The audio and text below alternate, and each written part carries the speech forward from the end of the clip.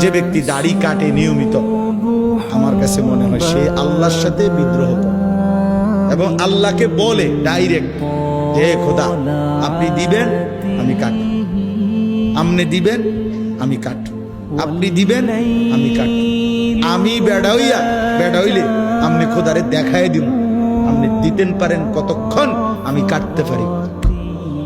তো আল্লাহও যেন বলে বান্দা কাটতে থাকো, আসতে থাকো, কাটতে কাটতে একদিন তো আমার কবরে আইবা।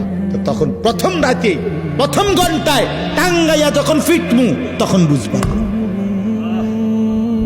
মাতবরি ছুটাই দেবো তোমার প্রথম ঘন্টা, কবরের প্রথম ঘন্টা।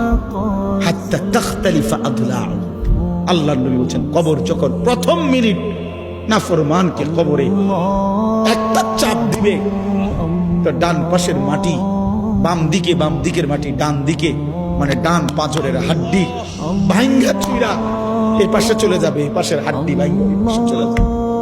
এক মিনিটে নাফরমান সোজা চুরচুর হয়ে যায়। অহংকার করো, মাতবরি দেখাইও না, সবাই রে বললাম কেউ বড়াই করেন। যে নারী বেপর্দা তারে বইলেন তোমার এই রূপ যৌবন পোকা মাকড়ের ঘরে চলে যাবে, কবরে।